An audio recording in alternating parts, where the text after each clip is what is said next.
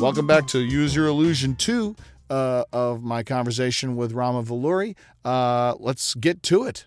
And this was the thing. I don't know if I've ever told him. I probably have. Josh Callahan is a really good friend. Amazing. And when I got to Second City and I walked in, he was in 4 different premium shows at once. And I just went, what is it about Josh that he is that guy? Like, I want to do that. Yeah. And then I looked around one day and I was that guy. And I went, I got to go. I got to leave. Somebody else needs this spot and it isn't me. That's and right. Particularly being a minority, I went, well, if I have this spot, that means another minority doesn't because we only get one of us in a show at any given time. Jeez. So I left. Yeah. But I really thought about that and I went, okay, well, I guess I'm a comedian now, especially working with Sean. And we went, okay, we have our thing. We can write. We do all this. Yeah. I am a comedian. Then I got my agents. Really, it's the strangest thing. My then roommate, one of my best friends, he was working at the Tennis Channel with another guy who was also a comedy writer, and he and his writing partner were filming their pilot, self-producing it, and they couldn't find someone to play a homeless man from Gaza, which was a physical comedy bit. They couldn't find someone who they liked the look of or they thought could work, and they went through all the central casting things, and it just didn't work out. And he said, you should talk to my roommate. He's at Second City. And I get this call going, hey, do you have your headshot and resume? I was like, no, I'm in Amoeba Records in the blues section right now looking at BB King records. Why? And he told me, oh, it's for this thing. It's for this pilot my friend Heath is working on. I think you'd be perfect for it. I'm like, well, I'm going to this Atoms for Peace concert right after this. It's like the most Amoeba Records crate digger story you could have. It's like, yeah, I was looking for BB King records and I was going to go see Tom York's side project at the Hollywood Bowl. So I took a picture of myself looking as miserable as I could, and my hair was long and I had a goatee. I just sent that, and they went, yeah, perfect. Yeah, he should do it. And I went, great, I'll go do this pilot, whatever it is. And I show up, and when they gave me some things like, oh, he lived in Gaza, he's like North African, and they went right away, you look like the most South Indian guy we've ever seen in our lives, so no one's gonna buy it, but it's a pilot, so we should be okay. And so while I was living in Paris, I was listening to all this music from Libya and Algeria and all from the immigrant community that I lived around in the 19th, in the 19e arrondissement. And there was this one song by Rashid Taha called Ya Raya, which is this traditional folk song in Arabic. And I loved it. So I started memorizing lyrics from that. And then the Panda Cheese Company in Egypt had these hilarious commercials of someone in a full-body panda costume, and they would ask, like, oh, we should get some panda cheese, and someone always said, no. And the moment they say no, this panda just appears and is staring at them, and a Buddy Holly song going, just you know I, starts singing, and then the panda just destroys everything. And it ends with the song, he's like, Panda, naita leshla. Like, don't mess with the panda. So I memorized that stuff, and I went, and when I got there, one of the guys working on it went, are you union? I went, no. And as a voice actor, all I was thinking was, this is the hardest thing for us, is how do you become union if you're a voice actor? Yeah. And he went, well, I know it seems like a small part on the page, but it actually is a pretty big one, so we're going to Taft-Hartley you in. You're going to be union eligible. I went, great. Yeah. Like, being in this back alley in Santa Monica behind a gas station, who would have thought? Right. And I was looking, they gave me the wardrobe, and I looked at it and went, I don't feel like I've lived on the street long enough to really sell this. So I was just in the back alley, and I picked up clumps of dirt of unknown provenance. Probably a bunch of dogs and cats had gone on it. Right. People too. Rubbed it all over the clothes, rubbed it in my hair and the goatee. They gave me these flip-flops, and I looked down at them and went, these are too nice. Clearly they're new. So I took a piece of broken glass I found, and I cut the sandals open so the thong part slipped off. So you'd have to hook your big toe around the pin to keep them together, and then was duck walking like Chuck Berry or Charlie Chaplin while pushing a shopping cart going, this feels real.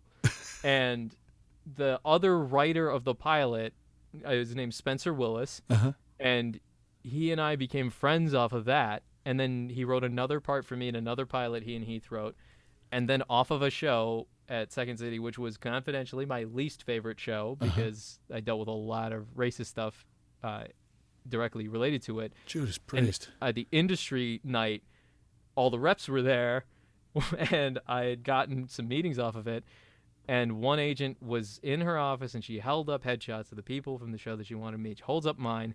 The guy at the other side of the table goes, "That guy? You want to meet that guy? What do you want to meet that guy for?" She goes, "Why? I like him. He was funny, and he can sing." And he goes, "I'm just kidding. I know him. He's a friend of mine. I could get him here tomorrow." And that was Spencer Willis, who wrote those. Oh, my God. Pilots. He took a desk again because he and his wife had a kid, and he had worked at Buckwald. And then he was doing management and writing these pilots, and he's hilarious guy. And he just went, "Yeah, I was just sitting there." She held up, and he's telling me the story. I'm sitting at my job, and I'm so clueless. He's like, "Oh, hey, Spencer, how's it going?" And he's like, good. I don't know if you saw, but I took a desk over at Stewart. And went, because of the baby. Congratulations again on the baby. How's that going?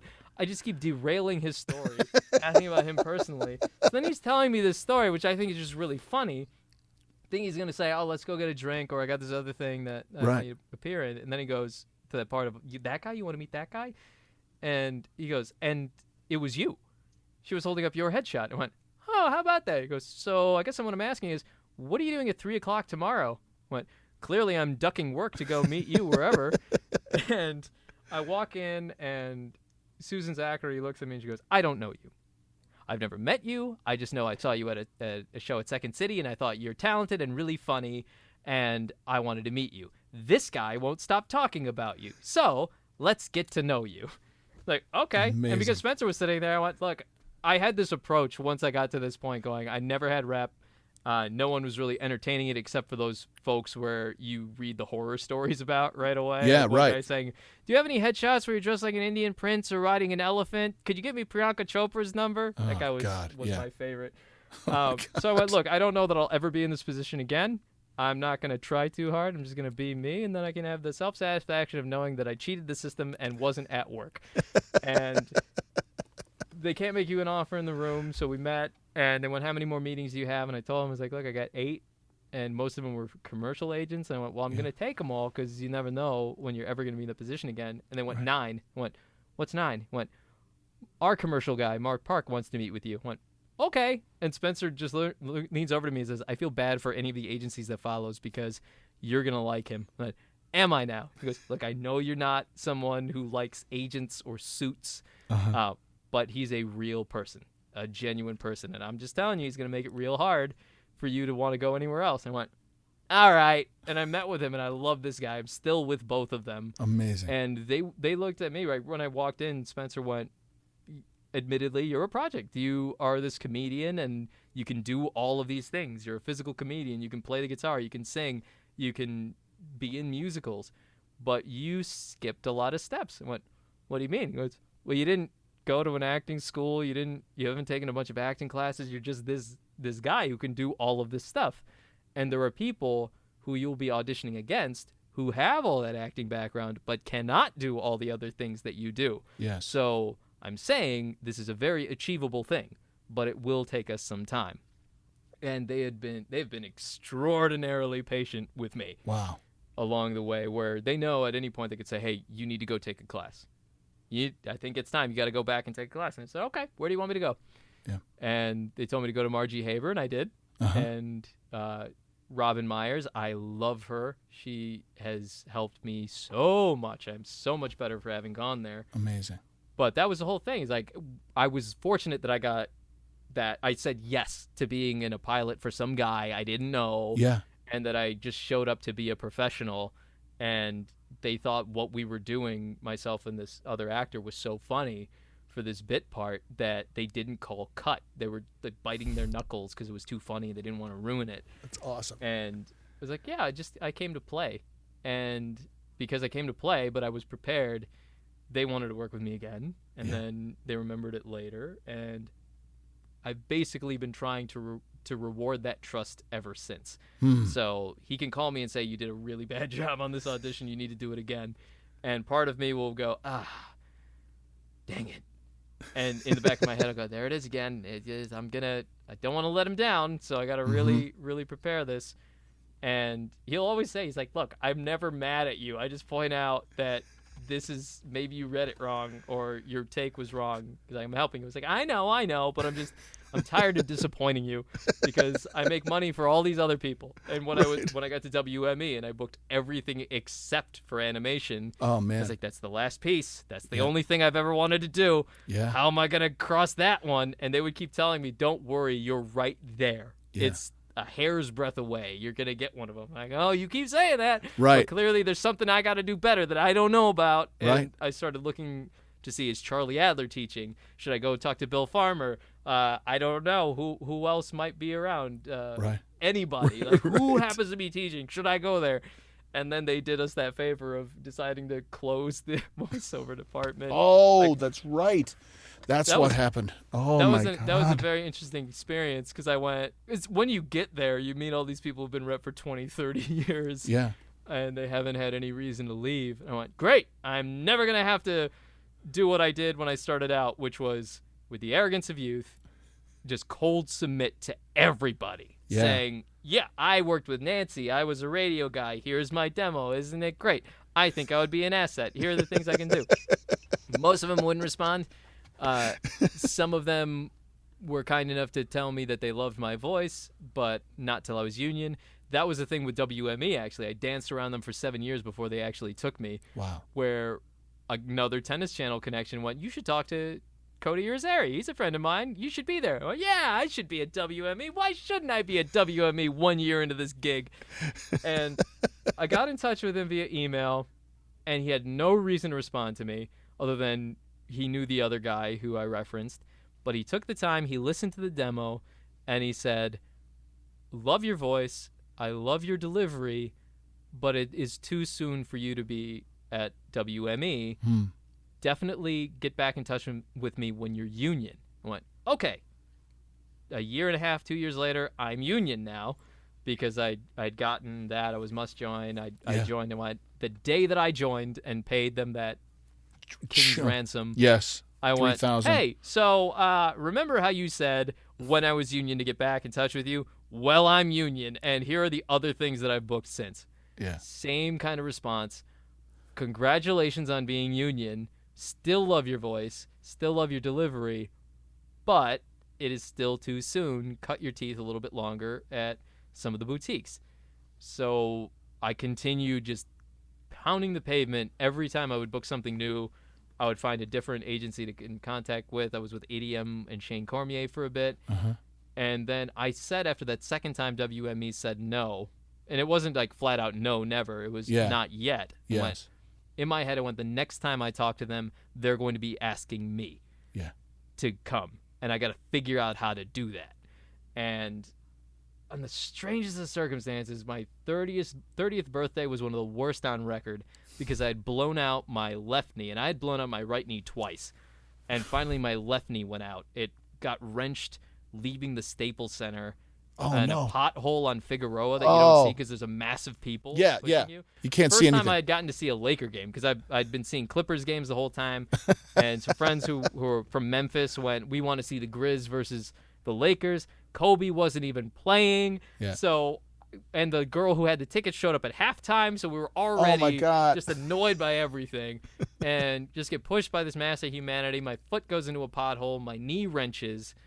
And I think, I just tweaked it. It was WrestleMania that year, I remember, because I was driving over to a friend's place to watch that. As the drive got longer and I got out, my left leg started pulling further and further in. Oh, my God. To the point that when I was going in, it was almost folded up. And I knew something was wrong, and I limped my way through work the next day until I could get an appointment with my doctor, who was out of town. So for like 10 days, I'm limping around. Oh, my God. And I know it's bad. And then they thought I had either broke my knee, so they sent me to shatter my patella or something, or I had torn everything. So they sent me for a battery of tests, and it turned out nothing was broken, and they couldn't see evidence of any tears. So they sent me to a physical therapist. Somehow my hamstring got knotted around my knee. So there was just this huge knot there, and the only way to release it, unless you went in and did surgery, which would be dangerous, was you had to massage it out by constant physical therapy. And this being the third time that I had a traumatic, significant knee injury, I was like, no, that's I'm going to go 4 days a week. I'm going to do whatever. I got to get out of this because I couldn't go to work, which I was fine with. I could work from home. I didn't care about the work thing. But I couldn't be a part of anything at Second City anymore. Oh, yeah. Every show that I was a part of, I had to leave. And my friend Eric Phillips, who writes on the Apple show For All Mankind now, he had this really smart musical called Fox News the Musical. And he had a part that he wrote with me in mind.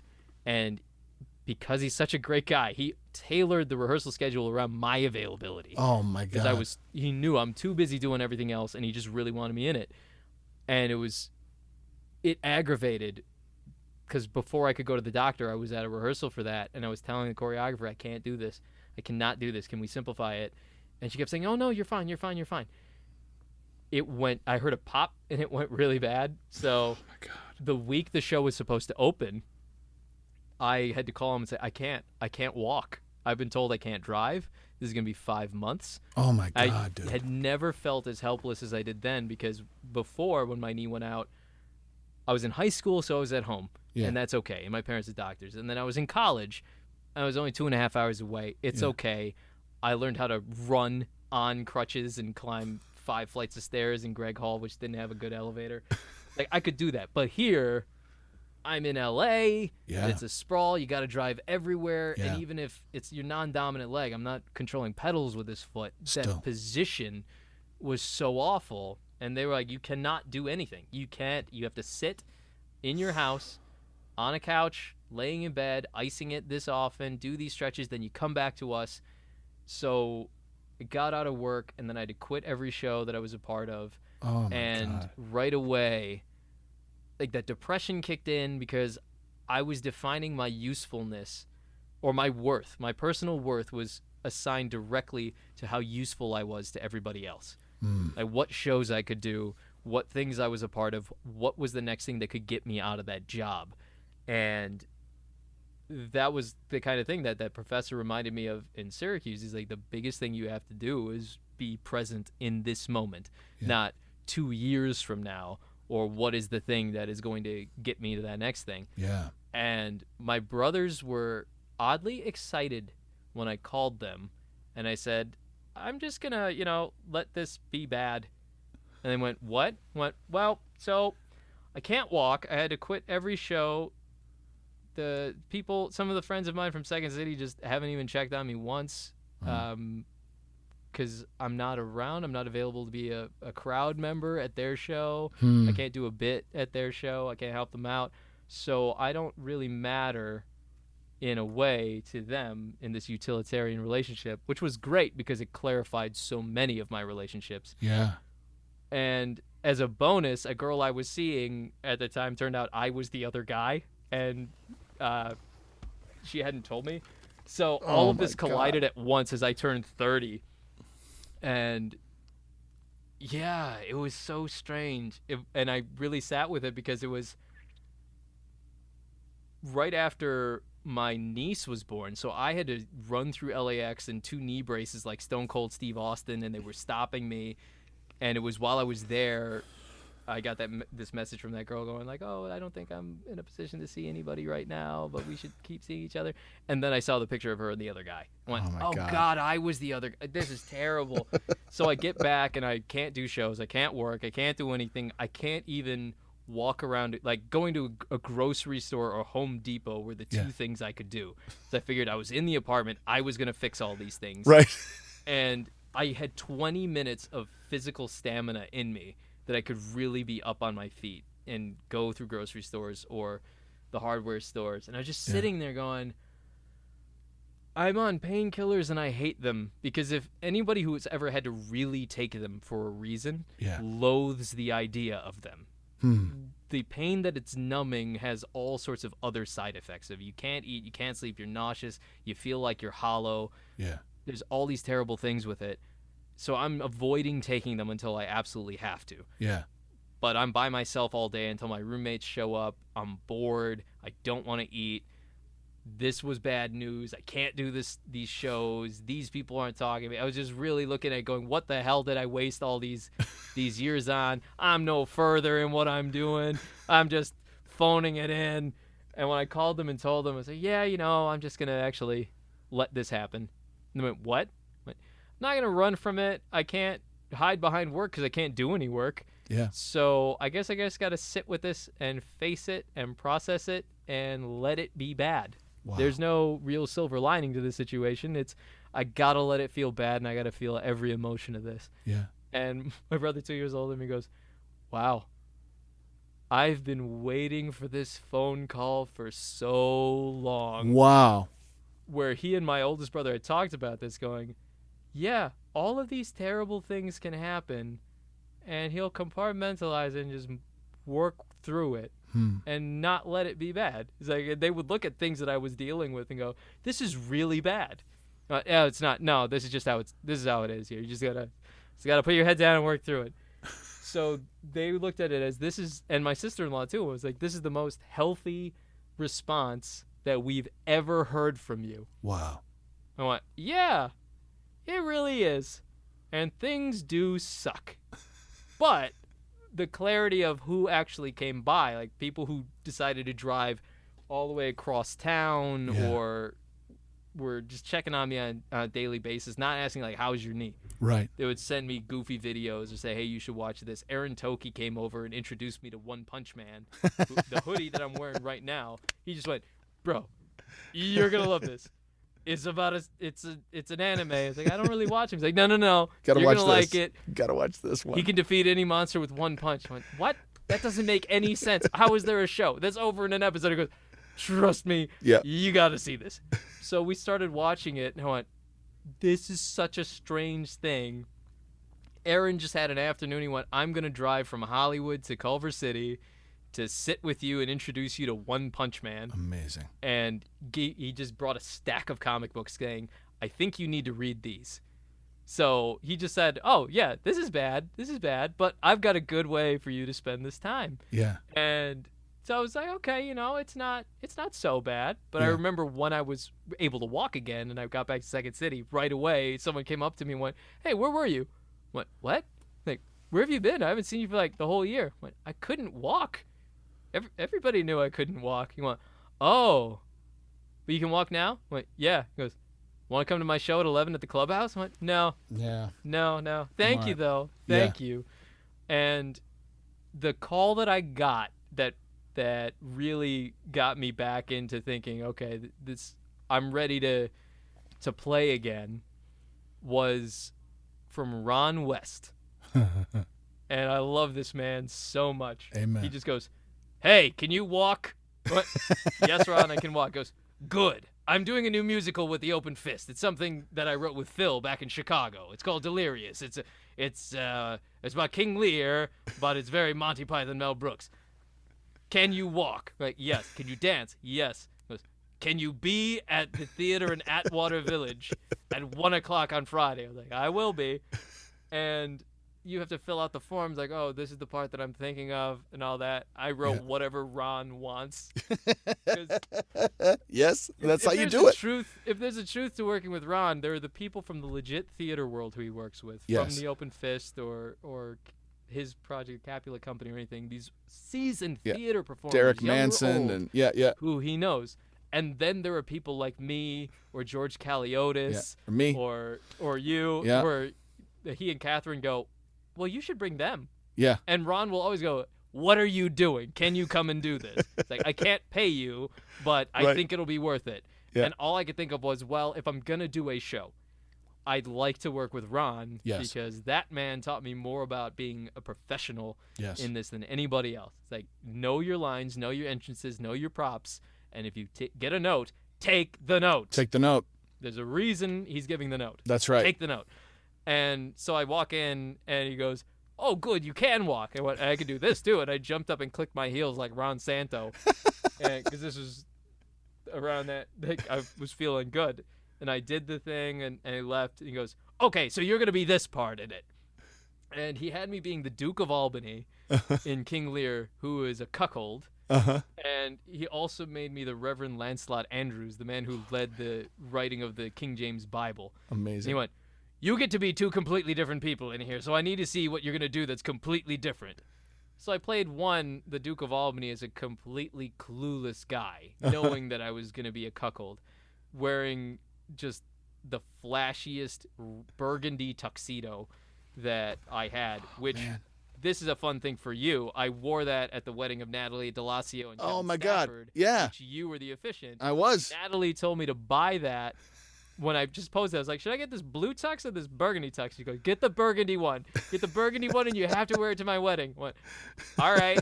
So I didn't think anything of it, and I wore it as a gift to her, and then I walk in, and Gina Ippolito walks up to me and goes, are you in the bridal party? What? No. She goes, you're dressed like it. I went, no.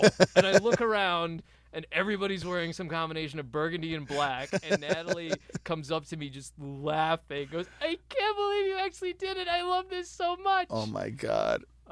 So I was wearing that as that character, and then as the Lancelot Andrews, I decided I was just going to be Terry Thomas. Oh, man, brilliant. Most people don't know the reference. Yes. I was like, well, great. Everything I'm saying is a bit of a con. We all know what we're here for. And I was wearing tweed. So every Marvelous. physical movement was so much grander as him. And everything just sort of went. And he just let me play. And I was having so much fun. Even though I would look around and when people go, well, what shows did you do with Ron? I was like, oh, I'm a Second City guy. And they would say, like, oh, did you do chorus line or something? I was like, no, I'm a Second City guy. Second City. We do make-em-ups. That's right. And it was so much fun working with them because they were all just really talented performers and dancers and singers and all just kind, nice, funny people, which is the community that Ron fosters. Yeah. And Ron was in it, and he'd always turn to me and make these little cutting remarks of, back in 1988, I was in Chicago, and Dave Thomas and I saw this man at this party. And then he would just go, tell me that, and turn around and go, okay, everyone, so we've got this. And while I was doing that show, Scott Mosenson was in the cast. He played Shakespeare and the Duke of Gloucester, and he's also a guy from Chicago, and he knew I was a Cubs fan. He goes, what are you doing on Thursday? When I'm watching the game and trying to memorize lines, he goes, come over to my house. A bunch of the guys are going to be over. We play poker, and we can run lines and watch the game. I went, well, I can't play poker because I don't have your money, but and I would start a whole new problem. But I'll watch the game, and I go over there, and we're running lines, and he turns to me and just goes, you do all these voices, you sing, you can do accents, and you do impressions. You're a voiceover guy, right? I was like, yeah. He goes, who's your rep? And I just started giggling. Oh, I outgrew them a long time ago.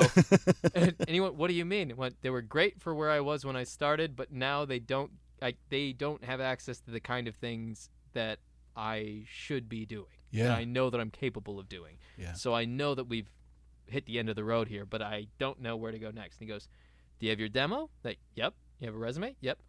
Send it to me. I'm going to send it to my guy. Like, who are you with? He goes, WME. I just started laughing. I went, wow. And he went, why? And I told him, like, I've been dancing around. And he goes, well, I've only referred 3 people in 20 years. And Eric Seastrand is a friend of mine. And he'll know it's serious when it's coming from me. I went, wow. All right. So I ducked out of work the next day, that morning, to shoot a promotional bit for Indian Wedding, a show that I was a part of. And I get the call while I'm there from the assistant going, hey, could you come in on Monday? Eric and Cody would like to meet with you. And went, yeah, okay. Could we make it Wednesday, though? And he went, what? I went, well, I'm opening a musical this weekend, and there are 5 shows this weekend, and I want to make sure I have a voice when I come to see you. He goes, amen. Yeah, definitely. Definitely remind them that you're doing that when you get there, that you're in the show. I went, okay. So I go there, ducked out of work again, and it's Wilshire and Rodeo, and I have no business being on Wilshire and Rodeo. Nothing about me says Beverly Hills. And I walk in and think, well, this may be the only time I'm here. And that's fine. Mm-hmm. Like, let's just enjoy it for what it is. I'm thinking I'm going to this meeting. Someone walks up to me and hands me a stack of papers and says, yeah, one of the engineers will come to you in 10 minutes. I went, oh, it's a cold read? It's potential. Yeah, we just got to get an idea. I went, okay, because the whole time Mosey had been priming me, oh, you're just going to go in there and talk to Eric, and he's from the Midwest, and Cody's from the Midwest. They're going to love you, and plus you got me. I went, all right. And then all of a sudden I'm handed this stack of papers. I'm like, okay, well, what do we got here? And they probably still do this once the world opens up. Yeah. At the bigger agencies. The first thing was a network tease for Freeform, Uh-huh. which I knew had previously been to ABC Family. Yeah. So I knew what kind of voice they were looking for, which is something bright like this. Yeah. The second was a ad for a trucking company, which is just one of those really slow, how trustworthy can your voice be? Yeah. We'll get you your things on time. Yeah. The third was sides from the new Rocky and Bullwinkle. And I, as being someone who loves to talk like Bullwinkle, I thought this was a great idea. My Rocky isn't as good. I can't get as high up there as Rocky's you for tough, man. it. No, here's but something I- we hope you really like. Yeah. I hear too much of myself in Rocky still. But Yeah, I hear myself purely in Bullwinkle of, hey, Rocky, want to see me pull a rabbit out of my hat? Again. Leave. Presto. Ooh, don't think I know my own strength. So it's some side character, and I looked at it and went, I have 3 voices right away that I would want to do. Yeah, Because it could be 3 completely different people based on what they said. that's right. Go in the booth, we do the freeform thing. And I look up, and the engineer is my now friend Corey. I went, how was that? And he goes, that was great for me. I went, okay. We do the second one. He goes, yeah, I'm good with that. I went, all right. Then we get to the Rocky and Bullwinkle thing. I got 3 voices for you. He goes, really? I went, yeah, we'll do all 3, and then you take whatever one you think is best. We do all 3. He kept all 3 because he liked them all. And then he and I just started joking around. So I went, here's my people. The man behind the plexiglass, the engineer, I have been you. We just start joking around, and I'm doing voices and running bits. And then I leave. Or I walk out, and he goes, who are you supposed to be meeting with? And I said, Cody and Eric. So he goes over and tells them. The assistant comes back and goes, thank you so much for coming in. We'll let you know in 10 days if you're a fit for the roster. I went, right on. Okay. I go back to work thinking, well, I did as much as I can do, and we'll see you in 10 days. That's right. I got the call the next morning going, hey, they want to meet with you. Amazing. So that's one of those things of the amount of hours I put in, and I didn't have to mark it up. I went, oh, I know what they're asking for. I know they want to hear, because they know what my age is. They're like, okay, we want to see, can you be that youthful voice that's Right. friendly for TV for this thing? But also, how flexible are you? Can you sound appealing to a trucker in the Midwest? And how everyone wants to do animation, but can you do animation? Right. And those are 2 very different things. Absolutely. And when I walked in, we just started joking around when I got there for a good 40 minutes. And Eric goes, okay, look, before we get too much further, because we're having too much fun, we want you across the board. What do you say? And I went, before I answer, and he goes, oh, Jesus Christ. I went, I have to address the elephant in the room. And I turn to my right and go, you. And I pointed at Cody, and he just goes, me? Eric looks at him and goes, Cody, what the F did you do? He goes, I don't know. We're about to find out. I went, 7 years ago, I emailed you via this, and I tell him that story. And you turned me down. And Eric goes, what did you do? We could have had him 7 years ago. And I went, no. There's more. And then I became union. And you turned me down again. He goes, it's like, don't. No need to apologize. What I wanted to say was thank you. And they went, why? I went, without you taking the time, which you absolutely didn't have to do. You took the time, you read the message, you listened to it, and then you rejected me. But by rejecting me, you gave me the direct blueprint that I needed to get where I need to be. Yeah. And I said after that second time, you would be asking me. And now I find it very funny that here we are, and you are asking me. Wow. And he just looks at Eric, and Eric is like shaking his head at him and goes, well, I wasn't wrong. we do love your voice and your delivery, and you're here. I went, no, it's all good. Also, I am repped on camera by these people. That's not going to be a problem. He goes, no, that's not going to be a problem. Don't worry. I went, okay, then we have an agreement. And when I told my on-camera folks, when I had a meeting with WME, right away they went, what? Are you're leaving? I went, no, don't worry. It's just for VO. And Spencer goes, uh-huh. What? I'm not leaving you. They didn't even bring it up. They awesome. Don't need someone like me down that hallway. You know I don't book anything. And he's just laughing because I had booked things. But he was, like, part of him was going, okay, yeah, this is where you do need to be. He knew I was always going to do the voiceover stuff. Yeah. But it was such a complicated process because you go from, I'm a VO guy, I'm a radio guy, now they're telling me I have to get in the Screen Actors Guild. How do you do that as a VO person? You got to book something union. Right. Or you got to find another way. And going to the second city and just happening to be friends with this guy from grad school who I lived with, and him being in the right place got me to that one audition or the one bit part that covered myself in dirt just to do it better. And that led to the next one with them, which led them to take a chance on me when it came to making me into a project and getting me to submit to Saturday Night Live years in a row and getting great feedback from New York. I'm like, great, okay, Amazing. if I never even make it on the show, I know what I do they like. Yeah. And that they stuck by me this whole time. It's like, well, I'm making you money commercially. That's cool. Like, I'm on camera in these commercials, and there's money coming in, but I'm not making you much on the theatrical side. Any day he calls me, he's going to say, well, buddy, it ran its course. And I was expecting that so much, and then I got tuned in on Nickelodeon. Man, which was the craziest thing. Like, I told you, I got ghosted on a national that ran during the Super Bowl, and I felt so low going, I don't know how I'm going to qualify for healthcare for the next year. I don't know how I'm going to pay this mortgage that I now have. Yeah. That would have covered it. And then, 3 days later, it's like, hey, there's this audition for you to be the host of a game show on Nickelodeon for kids. It's face-tracked, and it's voice work, and you can do whatever the heck you want. So technically it's on camera, but it's also a VO gig. Yeah. And my agent, when Spencer told me about it, because he called me after I submitted, he went, this is just the weirdest thing that came up that was so perfectly you. Yeah. It's everything you do. It's physical comedy, it's improv, it's Robin Williams vocal gymnastics. Yeah. It's hosting a game show, and it's for kids. And as a professional uncle, yes, very popular with my nieces and nephews, partly because I have a puppet of me that Sean made.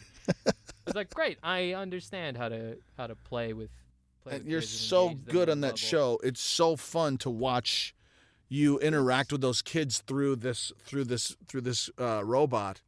That was one thing too when you were asking about what do you find with the voice, and they wanted something similar to my voice. And the crazy thing was, I did the tape and I sent it in, and I was expecting, you did it wrong, you got to do it again, and I didn't. The call I got was, hey, casting wants to talk to you.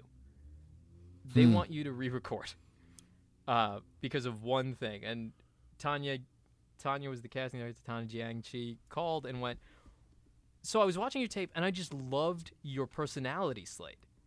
That was where I was tired, and I just matter-of-factly talked about this is like, I'm this guy. I was with WME for this time. I'm at Innovative for voiceover now as a radio guy, just talking about all of these things that I did. Yeah.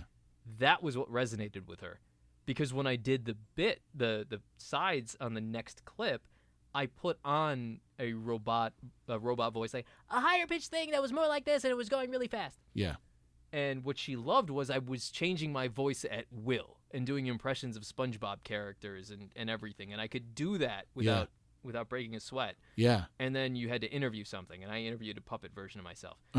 And she said, what I loved was, your personality is so great. You were so cool that when I saw the next clip, it felt like I was being let down a bit, because the voice that you were doing was more for 4 and 5-year-olds than the 8 to 12. So could you just do it all again? Like, leave the personality slate, but do it again and just be you.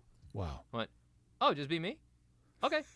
Like, you can still play with the voice and do whatever. I went, well, great. He's a young robot, so he's in this thing, and I figured out what the bass voice was going to be, and knew I could see, coming up, this is the voice that's going to be here, this is the kind of thing, and sent it in, and thought, oh, wow, you never get that. You never, especially as a VO person, and very rarely as an on-camera person, does a casting director go, I see something in you, and I think you'd be great for this. And she had said, like, frankly, if we were in the room doing this like a normal audition, I would have just given you that adjustment. Yes. And since we couldn't, I wanted to make sure that you got the best chance, because I think you'd be great for this. Amazing. And so I got to do it again, sent it in. Next thing I found out, hey, you've got a callback over Zoom. I'm like, well, the Zoom callback is such a fascinating experience. Yes, it is. And I thought it was just the second round callback. But when I logged into Zoom, it said tuned in network test on the thing before the screens came up. I went, Oh, right on. And leading up to it, we didn't know, okay, there might be kids actually playing the game. You're not going to do all of the pages. We're going to pick some parts of it. We'll let you know. We don't know if it's going to be all scripted or if you have to improvise. So the day before, I find out, okay, you're doing the intro, you're doing game 3 and game 5, but all in a row. There are no transitions. You can make up commercials if you want. You have to interview the kids and just treat it like the show. What? Okay. And when I got on, well, the kids were taking a little break. I got to talk to the network folks. The showrunner, Luke Wall, love him to death. He's one of my favorite people on earth now. Amazing. He said, what we loved about your tape, and we wanted to give you a note before we started, was your tape was perfect. So could you just do that again, except with kids? But that's it? That's all you want? He goes, yeah, I know that is the craziest note that we could possibly give you, but really, just do what you did before, but do that with kids on it. And went, okay. And that was it. Like, we just talked a little bit about, oh, yeah, I have this background and I worked on this stuff, and just happy to be there. It was just something to do. Yeah. And we go on and we did it, and I was joking around with these kids, just talking to kids like they're people. Yes. Not infantilizing them right. or anything like that. I was talking to them like fully grown people with actual interests of their own. Yeah. And they were very sweet. And they'd been playing these games all day, so they knew the answers. Yeah. But they also allowed for mistakes. Like, okay, you're going to make a mistake here, or I'm going to answer this here. And I didn't know who was going to do what. Awesome. And we did the whole thing, and they let the kids go take a break, and they call me back in the breakout room, and I'm thinking, oh, here's where you get those notes of, okay, we're going to run game 2 now, but can you try it this way? Yeah. And when they pulled me in the room, they just went, hey, we wanted to bring you in here just to say that was absolutely perfect. We loved everything that you did. There's this whole dream list of things that we were hoping for out of it. You checked all of those boxes, and then you did all of this other stuff. Amazing. And just wanted to let you know we loved everything about it, and we're definitely going to be in touch. And I thought, okay, well, that's great. Thank you. And thanked them for it. And I called my agent and said, hey, it went as well as it could. This is what they said. And you're going to be getting a call from casting one way or the other. And he goes, He once joked. He's like, you think every audition you've ever done has been perfect. But no, I just tried to give you some good news instead of, oh, God, I botched this one. But he gets a call a half hour later, and it was casting asking for my headshot and resume. And then a half hour after that, he gets another call, which was can you tell him to get new headshots? Because they don't look like him. They're doing him no favors, and he's way better looking in person. Went, wow. Hey, that's flattering. That is flattering. Network. But that was my agent's thing of, I gave you a list of expensive photographers and you never use them because they're expensive photographers and I can't afford them. Right. But if we get this gig, then I will get them. Yes. And then we didn't hear much that the rest of the night. I was like, hey, that's still good. That's something. The next day, we didn't hear anything. And he was expecting I'm going to get a call one way or the other from business affairs. Right. And I didn't want to ask.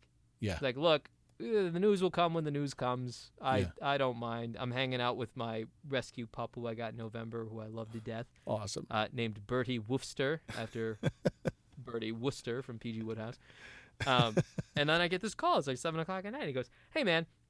So I was expecting a call from business affairs, and we didn't get one. And I just waited all day. And then I called casting and said, hey, what's the deal? I thought we were going to hear something.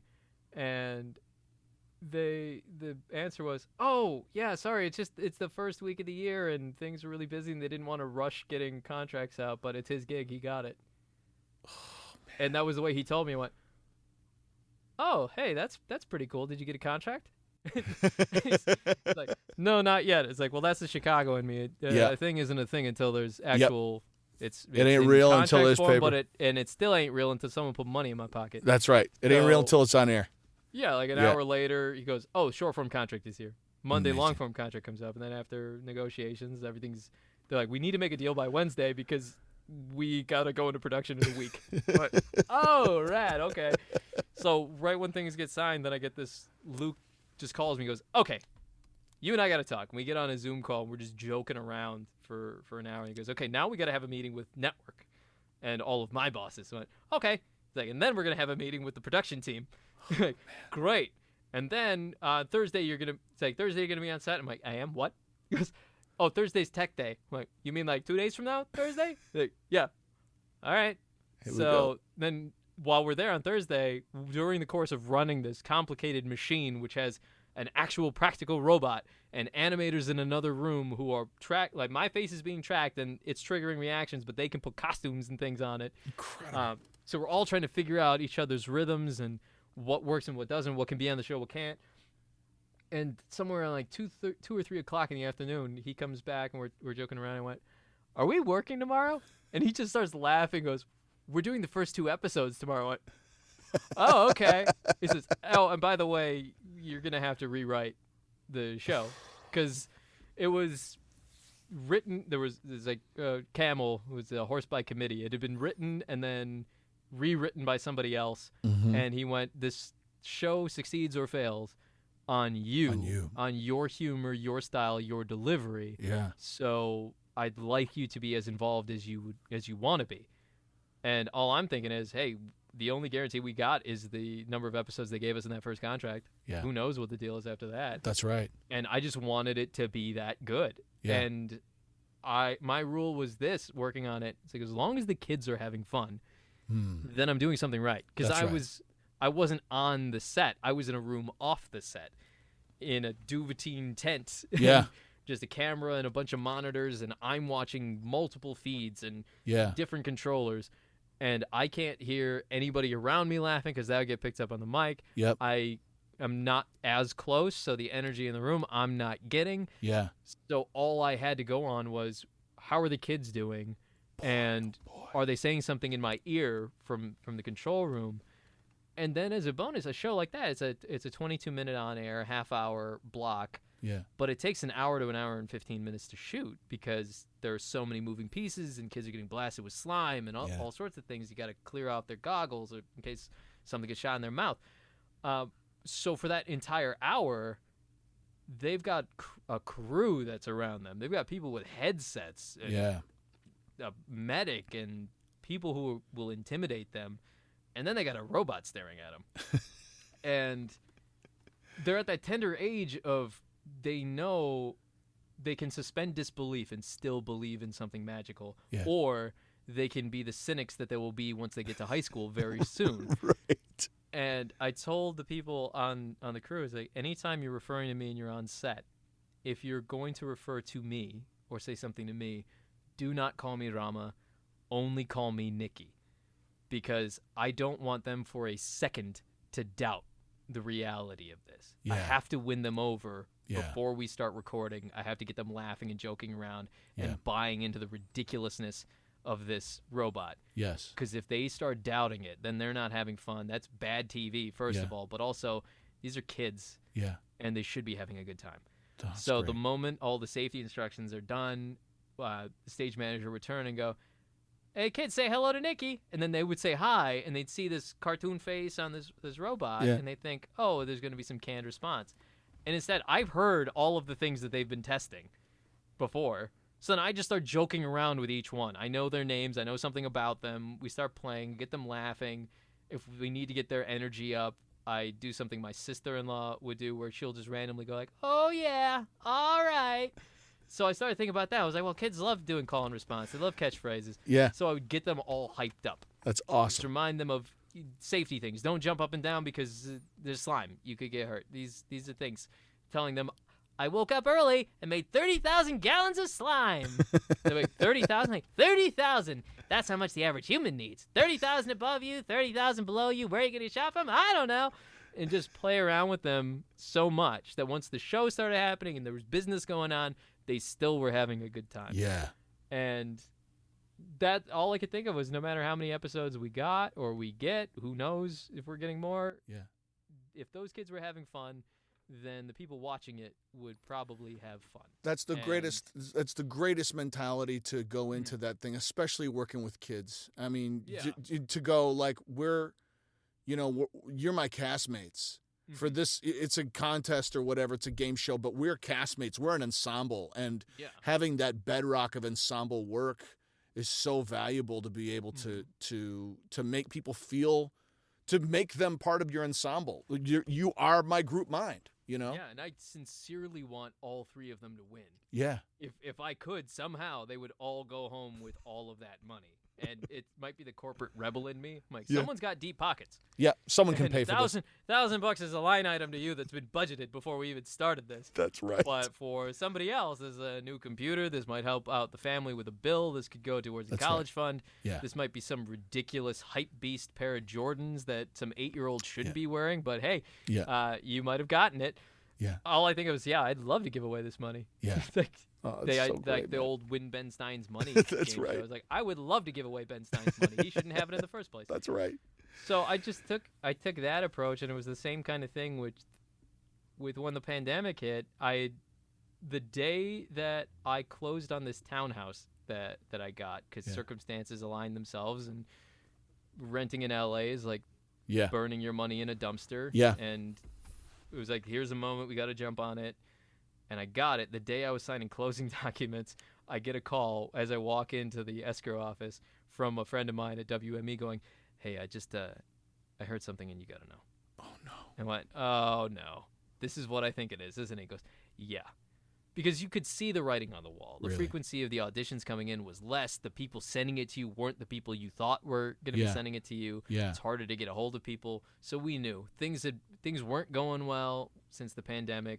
They had they had the UFC, they had pro bullfighting, they had New York Fashion Week, they had the WGA thing going on. There were so many elements that things were going to change, and a few of us looked around and went, you're not working as much. I'm not working as much. And when we're talking work, we're talking about the auditions. Yeah. It's like, did you read for this? Did you read for this? Nobody had that conversation. We were like, well, what's going on? So the day that I'm signing to get a 30-year albatross on my neck was, hey, congratulations, you went from being repped by the biggest agency in the world to nothing. And it was immediate. And this is how I knew I was going to be okay. We were very rational when we talked about it. And I went, well, that's not fun. And he went, what's your next move? I went, hey,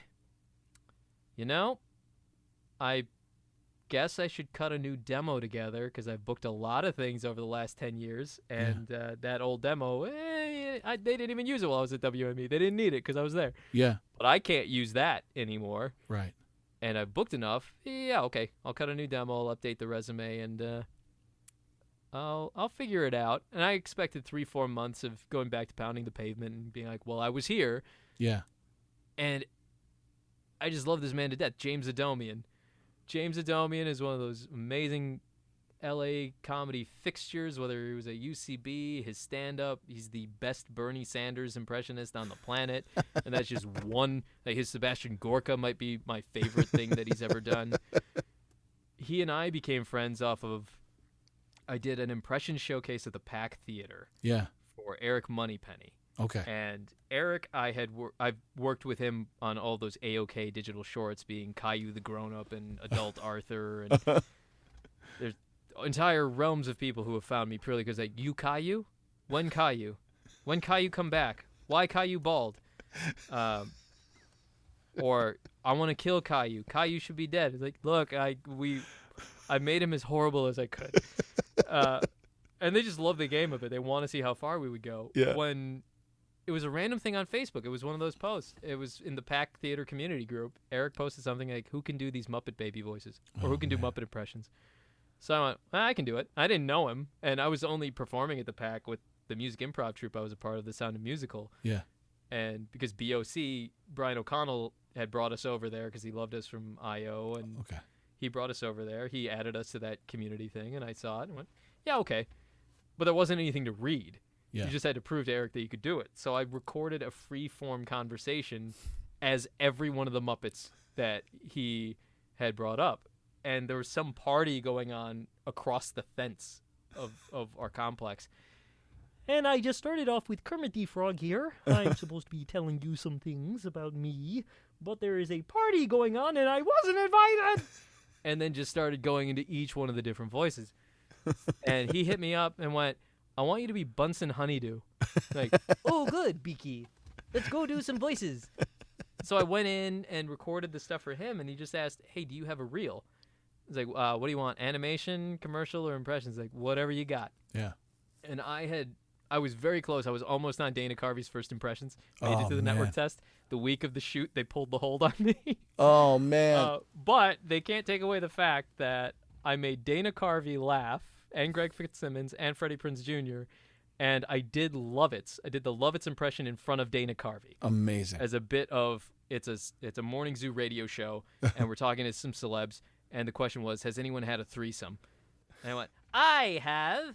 Let me introduce John Lovitz. John Lovitz's left hand and John Lovitz's right hand.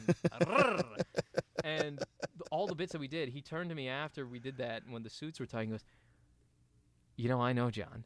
Like, I know. Yeah, I know. It was a risk. He goes, you know what he would say if he knew that you did that? I went, what? He goes, so they're doing me now. I went, that is incredible. And he starts telling me stuff about him. He goes, you know, whatever way this goes, when we're done, would you mind if I took a video of you and sent it to John? Amazing. What? Yeah, okay. So we do the whole thing, and then he recorded a video of me and just goes, hey, John, I got a present for you. Flips it over to me and goes, hello, John. It's me. Or should I say you, only darker. And it just riffed until I ran out of steam. I go, that's it. He goes, that's great. Love you, buddy. And he sent it.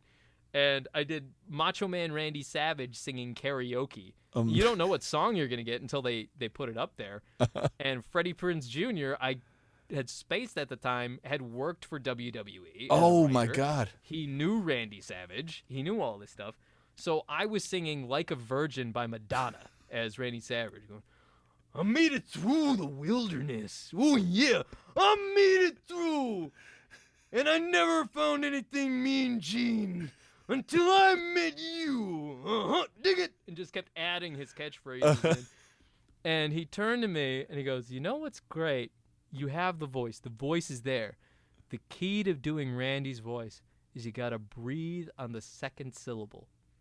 You drive everything on the first, you recover on the second, you pick up on the third. It's like it's the only way you can sustain that voice for that long. Wow. And I paused and thought about it. I went, that is so true. Yeah. And the other thing I didn't realize, I did Roger Rabbit at a parole board. Freddie Prinze's dad, Freddie Prinze Jr.'s dad, Freddie Prinze, his godfather, Charlie Fleischer. Is he and really? I do this thing, yeah, and I do this thing where they say, and coming up next on the docket, it's Roger Rabbit. How do you plead? I didn't do it, I tell you. It was the weasels. It was a frame up. They put it there. They put what they told it. I walked through, and now I'm trapped in here. Don't leave me up to Penny. I need Jessica. I just started crying and going, please let me go. It was a mistake. And they thought I was completely nuts. And Freddie turned to me and went, if you think that was crazy, imagine growing up with crazy Uncle Charlie over at your house. Oh, my God. And I just really went, wow, I really didn't think this through in a safe way. So I did all of this at the PAC. And Eric did the show. He's like, look, it's for a comedian.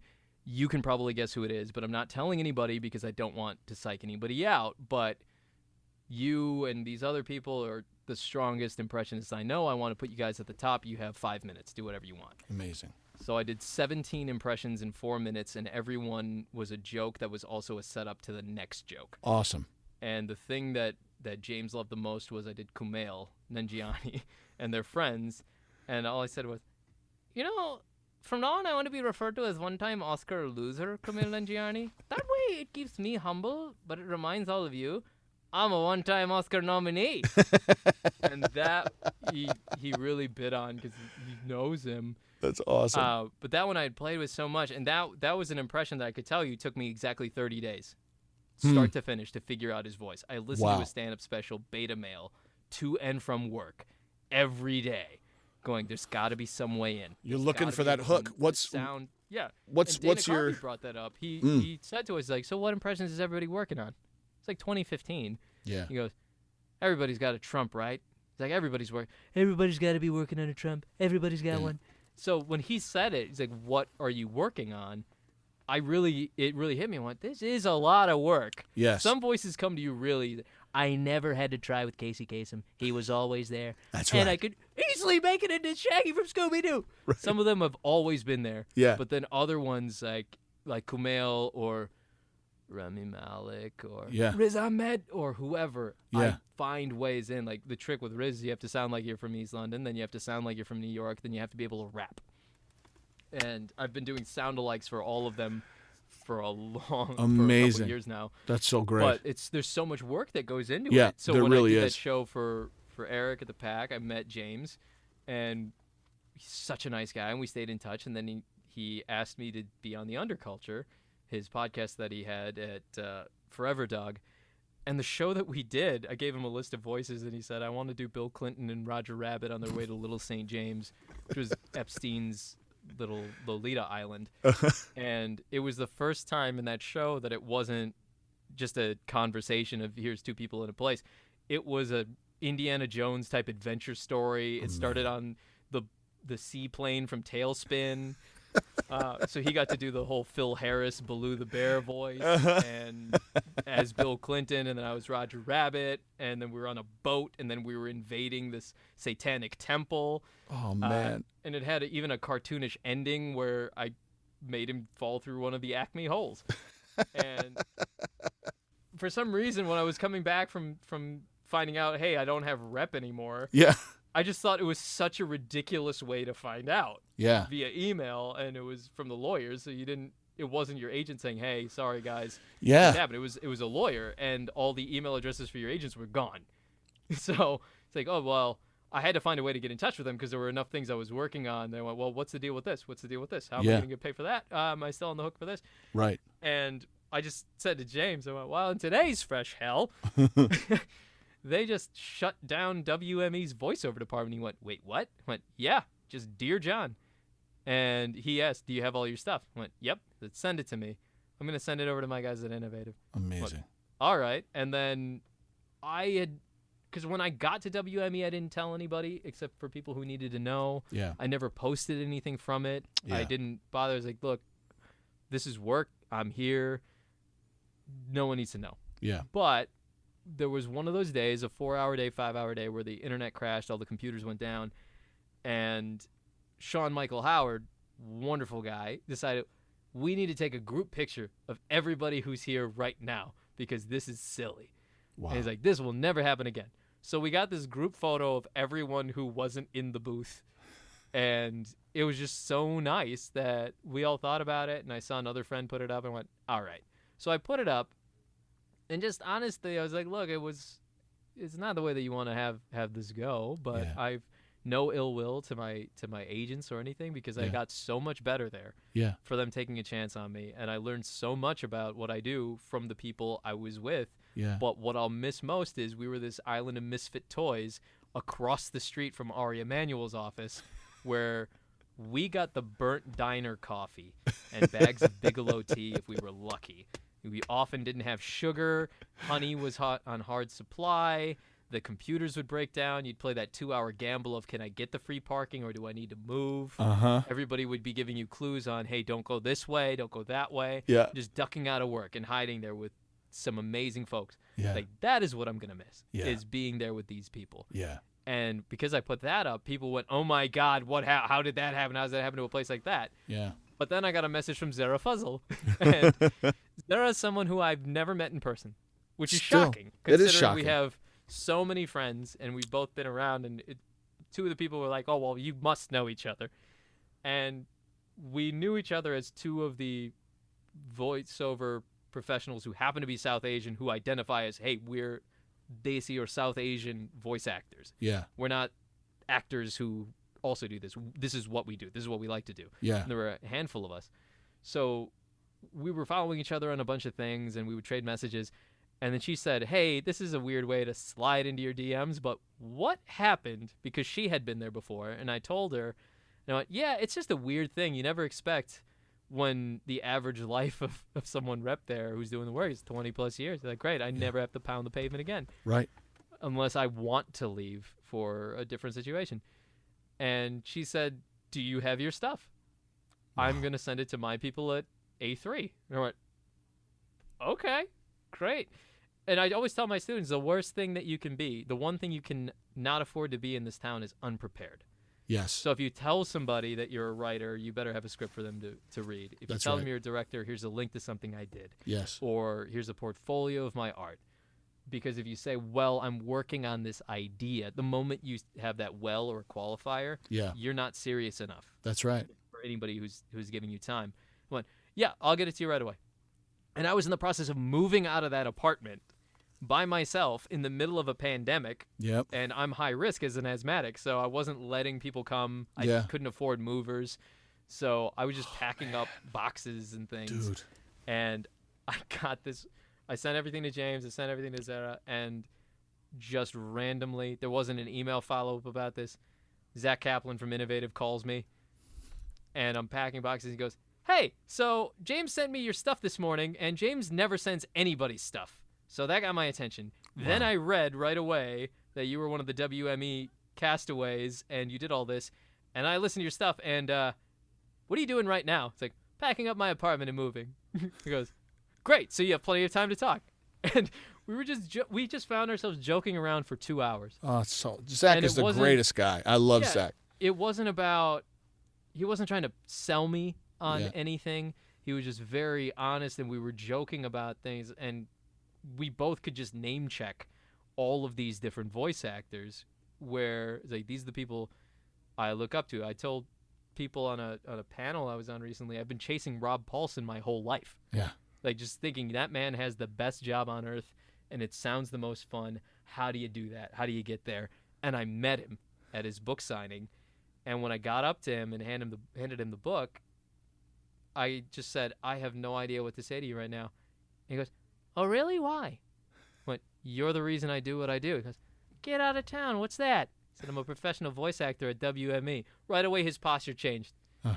He went from I'm talking to a fan to all of a sudden I'm talking to one of us. He leans forward. He's like, get out of town. Really? And then we just started comparing notes. It's like I was almost late for this because I had to do a re-record for DreamWorks for a thing. And I barely got here, but I'm here now. He goes, well, you did the right thing. You definitely do that. Who was the casting director on that? And then we just started talking about casting directors and what we're working on. And I told him I've been this close to getting that big animated thing, and that's what I've been trying to get my whole life. But I got everything else. That's the one missing piece. Yeah. And he goes, how old are you? So I was 32. He goes, you're a baby. You got plenty of time. I said, but you said in your book you were 28 when you got the first thing, so you were ahead. But when I walked in that room, I went by myself to this. He was reading part of the book, and Maurice LaMarche was there moderating this Q&A. And right when I walked in, I just started clocking me. It was like, there's Jess Harnell, there's Tress McNeil, there's Townsend Coleman, there's Bob Bergen. Bob Bergen with his amazing cane that has Yosemite Sam and Porky Pig carved in it.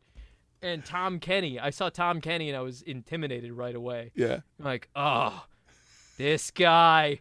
And he was just so nice. He was talking to everybody, and waving at everybody. Incredible. And I just knew. I was like, oh, I probably would say something like, can you not audition for this one so I can just get in?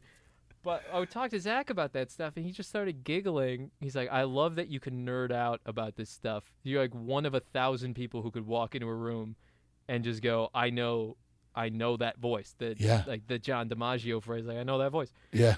And I was so excited about it. And when I met him, because of how his posture changed and how his tone changed, as I walked away and I read the thing that he wrote in my book, I went, and he got a video with me too. I went, have I turned a corner? I think I've crossed over. If he's taking me seriously, then I have to take me seriously. Yeah. So that's great. I believe him. I believe that it'll be soon, and I believe that I'll be working with him at some point. Yeah. And when I talked to Zach about all that, he said, give me 6 months. Give me 6 months, and you're going to get that. I promise you. I went, all right. And I talked to all the other agencies, and they were all lovely, and really it just came down to the same reason I went to Syracuse, same reason I've done everything else, was that spirit of, well, why not? Yeah. You can find a million excuses not to do something, but you only need one reason to do anything, and that's, well, why not? Yeah. So, because the vibe was right, I was like, well, I'm gonna go with this guy. He's a nut, and I like that. Because he even said to me, he's like, look, take all your meetings, and if you choose to go with us, frankly, I'd be honored because I think you're that good. But if you don't, I'm not going to be mad, but just understand I'm going to be emailing you and I'm going to be shooting you messages just because I think you and I would be friends. Amazing. And we should hang out, but also you are that good and I want to see you on all these things. I'm like, hey, that's cool. So then a month into me working with him, I booked a guest shot on, which was the first thing that I booked that was a union animated gig. I'd done all of those AOK shorts and I loved it. Eric gave me so much experience and so much freedom making voices for everything. Nick Ligger, myself, Jillian Dunn, Katie Molinaro, we were the ones who were pretty much on everything. Where you go, well, I know I've got you. There's always a part for you and for Nick. I went, great, because I like coming in here because you give me money to buy records. And so I go, it's like, oh, you're doing this for $50, and then you go down the street, go to Amoeba, and you pick up a record or two. Right. It was a great deal, and I got animated footage. I know everybody's got someone who can do similar things to them, or their mind works like they do in what we do. Yeah. And for me, that's Alan Tudyk. Yeah. Because I hear what you're saying. Totally. When I saw Wreck-It Ralph, Uh-huh. I was so excited and also biting my lip going, damn, when he popped up as King Candy. Man. When he's doing this voice and how amazing it was. I'm looking around going, he just took Ed Wynn off the table. He didn't. Nobody is going to be able to do Ed Wynn's voice. No. Ever again. He didn't even do a variation. It's a straight impression. And you're like. It was so good. And it was so good. Perfect voice. Perfect. And I was like, I can't be mad at this guy. I love everything that he does. And I went, well, okay. I know in my head what some voices are that I would like to bring to the party that I will keep secret so that he doesn't think it. I don't want to put it out there so that he might latch onto it somewhere. Yep. He's one. Some people who've seen Tuned In, they'll send me messages saying that you sound like that guy on DuckTales, and they mean Ben Schwartz. Which we do go up for a lot of the same parts, and he gets them. But he's also great. You never know. It's what's your favorite gig? Hopefully it's the next one. Yes. But I've just been enjoying it, and I'm at this wonderful place of zen where I knew I would be okay. I was like, I'm going to be okay. So then when WME said, oh, we're done, I went, oh, that's fine. Yeah. It's okay. Like, I've been there. I got the most out of the alphabet soup, 3 letters that you're going to get. That's right. This at least gets me a conversation somewhere else. Question is, where do I want to be? Yeah. Where's best for me? Yeah. And I was able to make a decision and not just chase a situation going, well, I know what it's like to play at the biggest, and it's the same across different agencies, just different agents. Yeah. The engineers are always great. The agents are great. The assistants are great. You can be kind with any of them. Yeah. Which situation is best for me now? Yeah. And there was just something about that crazy Zach Kaplan. You That's gotta so nice. love him. That's so fantastic. Jack's a terrific guy. I was with Innovative briefly when I got to town, and always enjoyed my interactions with Zach. He's such a sweet man and very funny, and yeah, man, just the best. Do you know there's no way you would remember this. Do you know the first time I saw you? The first time I ran into you? No. This must have been 2013, 2014 at Second City. I was working with Dan Wessels, who's a really good friend of ours. Amazing music director. I think I was in his music improv class, and I got there early because I was coming from work. And as I'm coming up the stairs at Second City, those rickety stairs, all I hear is, "There's a calm surrender to the rush I know." Like, who is singing? And I walk in the room, and you're standing there rehearsing Elton John's album version of Can You Feel the Love Tonight? And Dan's playing along, and every time you go, "And can you feel the love tonight?" he would go, "Tonight." I just went, what is happening here? And when you left the room, I went, "What were you doing, Dan?" He goes, "Oh, do you know Kiff? You should totally know Kiff. You guys do the same stuff." But that's Kiff? And I'd heard about you. It's like, wait, he's the guy who teaches the VO class. He's at CSD. He's been in all these video games. Yeah. That's Kiff? Yeah. So it's the best way for me to be introduced to you was you singing Elton John. That's amazing. And then running into you at Kevin and Natalie's wedding. The booming the booming timbre of your voice going, and thus the binding is made. Oh, Pops man. into my head randomly when people are making decisions, or you see like some basketball players signing a contract. You go, and thus the binding is made. And thus the binding is made. There's Oh, just these man. amazing ones. Like, wow, there's all of this, and I listen to your podcast, and then all of a sudden, Here we are. Circumstances threw us together. That's right. Oh, man, I couldn't be more grateful for you spending the time tonight and sharing, like, so much of your story, your not only your voiceover journey, but your improvisation journey, the highs and the lows, and like, I mean, you're such a fascinating and hilarious and talented cat, and like, to what you've really outlined, and I've done a fair amount of coaching lately with folks, and the question that always comes up, and I mentioned this earlier, is like, well, how do I get to that next step? And what you've outlined really beautifully is it's a 7-year step. Mm-hmm. It is a tremendous amount of work and patience and endurance, and you can't measure yourself by anybody else's measuring stick. It is ultimately, it's what your professor said to you back at Syracuse. It's be in that moment, be here now, be present, be the needle on the record at that moment in the vinyl, and address what faces you then, not what might be, 5 grooves over or on the other side of the album. Yeah. You know what I mean? Like, you've got to follow this song all the way to the end to find out what's next. And it might not be representation. It might not be, union gig. It might suck. You might have to, in my case, you might have to donate a kidney and get divorced before you can get the things that you want in life. But those things are the things that make you who you are when you walk into that, when WME offers you that job, offers you that interview. It is those mountains and valleys that you have to go through so that you can be ready to meet that with the person that you are at that time.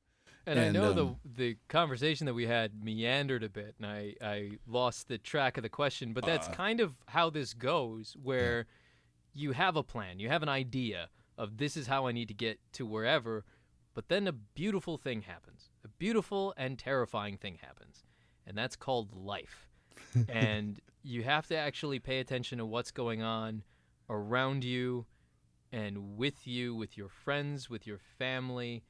And you cannot make your life about your work. One of the things laid bare by this pandemic is the fallacy of the American working system, the capitalist structure in general, of the idea of most meetings don't need to be meetings. Yes. You don't need to be in an office. There are things that, like, I've been baking bread for years because I wanted to control what it was that I was eating. Yes. And didn't need that many preservatives. Plus, it's a meditative thing. I just really love cooking and baking. Yeah. And it's one of those things I don't let people commodify for me. It's like, you can't. I let people tell me what cartoons to draw, and it made me so depressed I stopped drawing for a year. Wow. And then I stopped telling people because it became a social currency at the Second City, and I didn't know. Yeah. Like, if I drew a cartoon of somebody, they went, I've arrived. I'm part of that group now. Wow. Like, no, it's just I get bored at work, and I draw friends of mine because they make me happy. Yeah. But then I started getting, can you draw this person? Can you draw this person?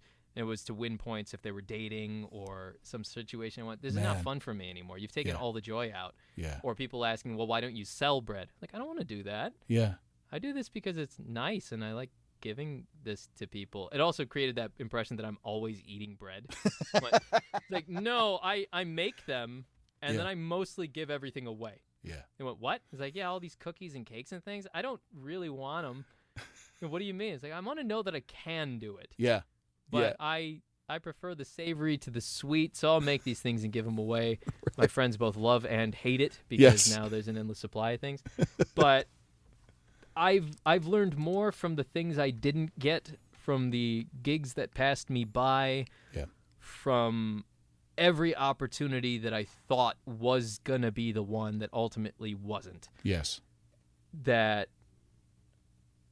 And I've had a lot of loss in my life of family members or friends and people who have just been taken too soon. and life is random. It is hard to explain.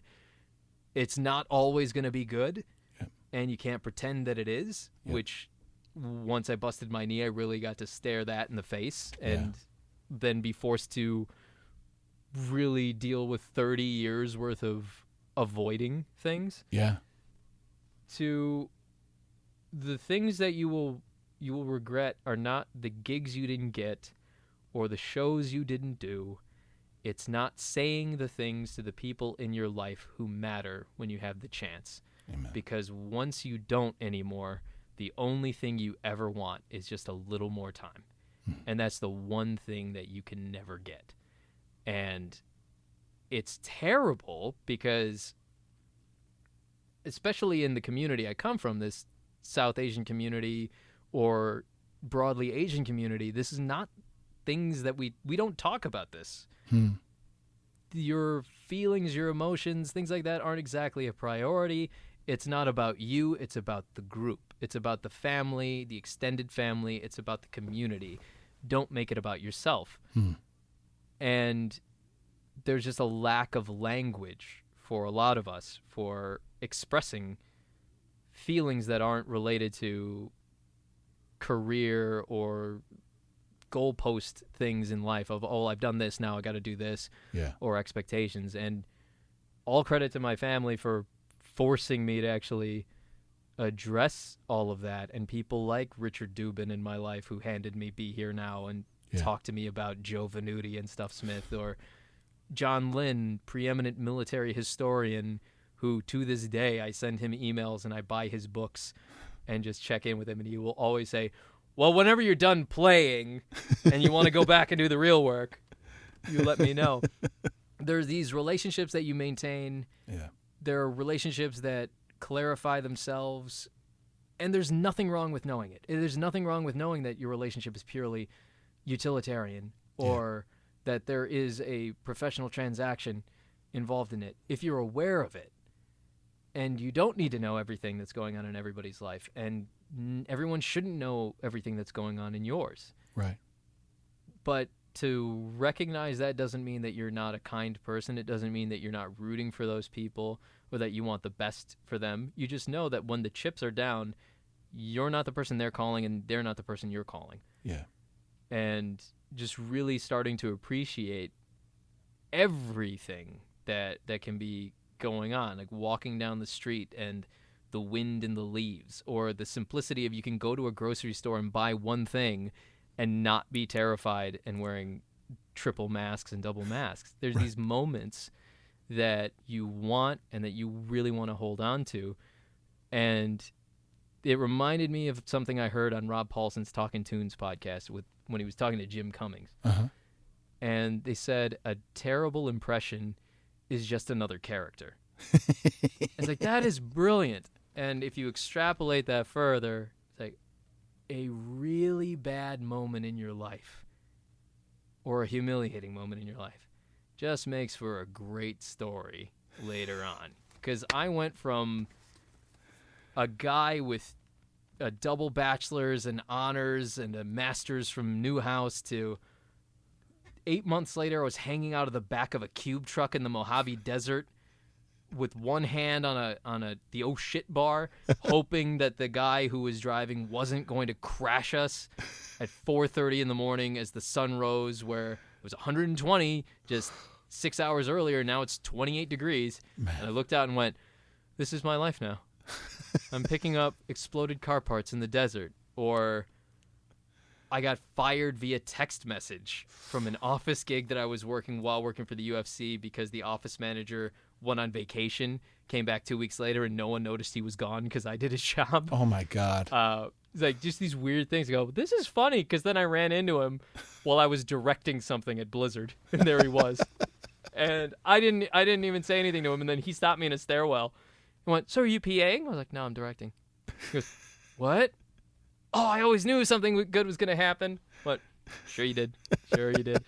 But yeah, all of those, I look back and go, well, I know the biggest reason I can't look back at the pictures from 23 to 30 is I can see all of the stress that I allowed to take over my life on my face. Where it's like, okay, you're grinning because you're having a good time, but every other part of you, the body language, from the dress, just the look, I'm like, there was just so much stress and sadness and pain and whiskey and mistakes that were being made. They went, well, I'm notoriously calm now. And people say that a lot. Like I make them calm. I said, well, because I've lived enough and I've lost enough that I know what's important and what isn't. And I know that the little things that drive people nuts are the things that you allow yourself to drive you nuts. Like traffic in LA doesn't bother me as much as it should, because I always go in knowing, hey, here's this really cool album I'm going to listen to. Yeah. Or I have time for this podcast. Yeah. The traffic gives me time. It gives me time.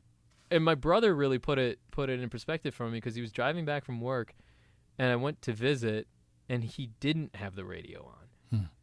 And I asked him why. He went, because for these 15 minutes, I have quiet. It's like, no one's looking for me. Nobody's asking for anything. There isn't a baby crying. My wife isn't looking for something. For these 15 minutes, it's just me and the road. Oh, man. And I thought about it. I was like, wow, now I'm really cognizant of all of these different things. Sometimes you just need it off. Sometimes you need to drive with the windows down. Oh, man. And it wouldn't, had I not had all of those rough things, I wouldn't appreciate any of where I am now in the way that I do. Yeah. Where other actor friends of mine will, like one joke today, like, I don't know how you are so calm with callbacks and things like that. Well, what is it they say? The gig is the audition. You hope for the callback. The callback's your job. Anything after that is a bonus. Yeah. So here's something I get to do, and then if not this one, hey, there's something else. Yeah. There might be something else. And as my really great friend, basically sister, sometime writing partner, Rashida Sheeds Olayiwola says, what's for you ain't gonna miss you. So no, don't get hung up on the things that you don't get, because there's something else coming along. That's so we so both great. just remind each other that. We're like, okay, you can be upset for like 5 minutes about the thing that you didn't get, but if it's, something else is coming. If it's for you, you'll get it. And if it's not, it'll be much that's so better. great. So That's so to anyone listening who's wondering how they're going to get to wherever they ultimately want to be with voiceover or any other profession, it's be open to all the possibilities. Never be afraid to take a class. Yeah. And prioritize living. Yeah. Your best characters are going to come from listening to people, just hearing conversation on the street. My brother calls it sponging, and it drives him nuts, where you can tell that I'm not paying attention to what's going on because I'm listening to two people talking, which he caught me on a tram at DFW. He's like, stop it. I'm like, what? He's like, you're sponging. He's like, you could tell me that whole conversation. I'm like, I can. Look, we did everything we had to do. We got here on time. We got our bags. We're on the train. Look, we're 2 hours early. Flight's either going to take off or it didn't. That's right. We can't fly. We did what we had to do. Hey, they put us up for a night. Hey, not a problem for me. We got to stack it. Oh, my And God. All Dude. of those things matter. They all matter, and it costs nothing to be kind. So do all of those things, and you'll be much, much calmer. And take time to disconnect. Get off of the social media. Put the phone away. Yeah. If you can. One of my favorite things I ever did was one day I just wandered into a park, laid on the grass, stared at the clouds while listening to Kamasi Washington and reading one of those old 10-cent copies of Ian Fleming's Thunderball. Yes. That my grandfather had. Oh, laying amazing. there on the grass, listening to jazz, reading this book, staring at the clouds. Amazing. And it's like moments like that, or in Paris, my favorite place was always the Tuileries Gardens. For that same reason. It's at that perfect elevation that the clouds are so close that you can feel like you can reach out and grab them. But also there's people playing music. There's people selling crepes. There's gendarmes staring at people. There are kids, boat races. but you're just laying on the grass and staring at the clouds. And that stuff is the stuff that'll miss you if you're just focused on the money. You'll always, the last thing is, as Richard Dubin, that professor from Syracuse, reminded me, you'll always find a way to make money, but you'll always find a way to make money, but you won't always find a way to be happy. So don't worry about the money. The money will sort itself out. Yes, it will. Chase your happiness, find your bliss. Dude. Whatever it is, from eating a really good muffin to listening to a record, just enjoy those small things, because the small things are the biggest things in the end. Dude, I could talk to you for another 3 hours, but unfortunately, I don't know I don't know if a hard drive drive space. This has been such a delight, dude. It's been so terrific to get to know you. How can people find you on social media if they want to reach out to you and connect to you? And where are you at? And how can people find you? If they do, I am on Twitter and Instagram under my name, just at Rama Vallury. Facebook, I don't really go on much, so you'd be fighting a losing battle. I hear you. If you went there. That's the best, or just go to Google and type my name in. Terrific. Eventually you'll find out what I'm up to. But that is it. Otherwise, you can probably find me listening to this podcast. Excellent. Well, that's where we find everybody who's joining us right now is listening to this podcast. And I'm so grateful that you took this journey with us. Dude, thanks again so much for taking the time tonight. This was really, really terrific. Oh, thank you for having me, and good luck cutting this down to 45 minutes. Yeah, thanks. That's not going to happen. I think I'm gonna pull the soundtrack show style thing and break this into 2 or 3 episodes, and that's great. And that'll then. Well, so anytime you need anything, you let me know. It was an absolute pleasure, and thank you for being you. From singing "Can You Feel the Love Tonight" to hosting this podcast, I will always be a fan of Wonderful. Kif, Ben, and you. Well, thank you, Rama. I am truly a fan of yours, and I look forward to sharing a room with you as we voicing a cartoon together someday. Oh, yeah. As Jamie Moyer would say, I'll see you at the session. And we will see you at the session next time on All Over Voiceover. Thanks for listening. I'm Kif. This was Rama Vallury, and well, it still is Rama Vallury. He's. I'm still here, but you're closing the show. But I'm closing the show, so I'm going to close it. So take care. Peace. This has been All Over Voiceover with Kif VH. Thank you so much for listening. If you enjoyed the show, please go to iTunes and give us a positive rating. It truly helps. Follow me on Twitter at KifVH, or on Instagram at KifVH, or on Vero at KifVH. Thanks so much for listening. Talk to you soon. Claim victory and depart the field.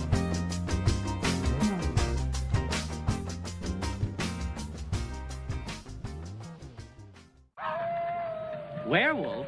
There.